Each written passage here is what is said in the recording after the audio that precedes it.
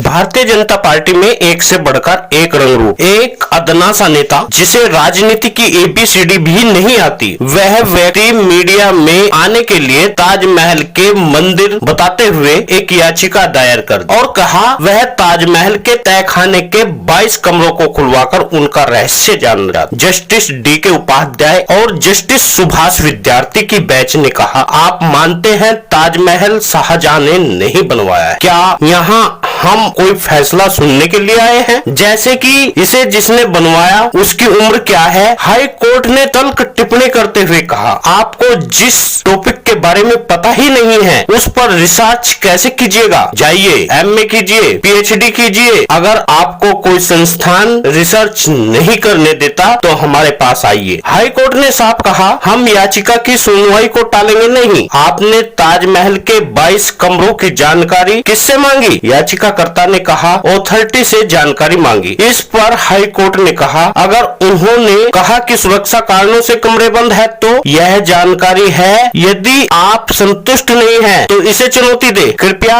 MA में अपना नामांकन कराइए, फिर नेट कीजिए, जेआरएफ के लिए जाइए। अगर कोई विश्वविद्यालय शोध करने से मना करे तो फिर हमारे पास आइए। याचिकाकर्ता ने कहा, कृपया मुझे कमरों में जाने की अनुमति दे। हाई कोर्ट ने कहा, कल आप माननीय जज के चैम्बर में जाने की अनुमति मांगेंगे। कृपया जनहित याचिका का मजाक न बनाइए। यह याचिका कई दिनों से मीडिया में घूम रही है और आप इसके लिए समय मांग रहे हैं। कोर्ट ने साफ किया, इन याचिकाओं पर फैसला नहीं किया जाता। मगर जज साहब, आपको क्या पता, ऐसे छुट भैया नेताओं की वजह से इस देश की बदनामी हो रही है। जहां महत्वपूर्ण फैसले जो जनता के हित के होते हैं वे रोक दिए जाते हैं और इन छुट भैया नेताओं की राजनीति की वजह से पूरे कोर्ट का समय बर्बाद होता है। ऐसे लोगों को इसके साथ साथ सजा भी मिलनी चाहिए जो ऐतिहासिक धरोहर पर अपना हक जमाते हैं और जनता के बीच में राजनीति के ठसक पूरी करने के लिए इस देश में भय का माहौल पैदा कर देते हैं। इन जैसे छुट भैया नेता के लोगों की वजह से पूरे देश में भुखमरी, आर्थिक तंगी से जूझ रहा है। चाहे पूरे देश में आग लग जाए, मगर ऐसे छुट भैया नेताओं को राजनीतिक ठसक पूरी करनी और अपने राजनीति का स्वार्थ पूरा करने के लिए ये किसी भी चीज पर किसी भी तरह याचिका दायर करते हैं और कोर्ट का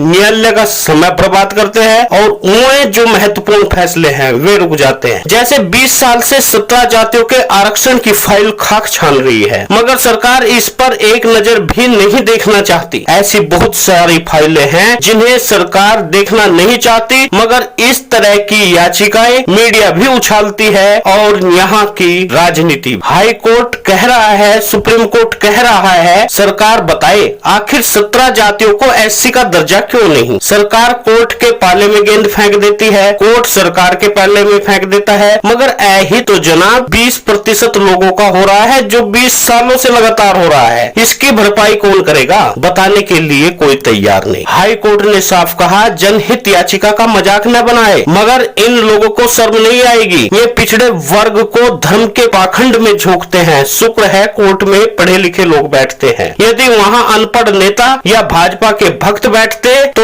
दुनिया का कोई भी व्यक्ति कोर्ट में न पहुँच। हमारे देश के मंदबुद्धि लोग इतने में बिल्कुल कमी नहीं है। विदेशी यदि ताजमहल की सुंदरता का गुणगान करे तो हमारे मंदबुद्धि लोग उन्हें मंदिर दिखाने लगते हैं। कोणार्क का मंदिर देखिए, अंकोर वाट का मंदिर देखिए, ये काहे को कर रहे हो साहब? अरे ये ताजमहल भी तो हमारे देश की धरोहर है। यदि ताजमहल की कोई प्रशंसा करता है तो इस देश की प्रशंसा होती है। जो जिसको पसंद आए, किसी को मंदिर पसंद आता है, किसी को जामा मस्जिद पसंद आती है, किसी को ताजमहल पसंद आती है, किसी को लाल किला पसंद आती है, लेकिन है तो ये हमारे देश की ही। अब मुगलों को नहीं है, ये मुगल इसमें नहीं रहते हैं। दोस्तों, आपसे विनम्र निवेदन है, एक वीडियो के नीचे लाल रंग का बटन है, उस पर उंगली लगाकर काला कर दे और वीडियो को ज्यादा से ज्यादा शेयर करे। अखिल भारतीय प्रजापति कुंभकार महासंघ द्वारा प्रिंस चौक देहरादून दिगंबर जैन धर्मशाला में सम्मेलन किया जाएगा। आपसे निवेदन है, आप जरूर पधारें।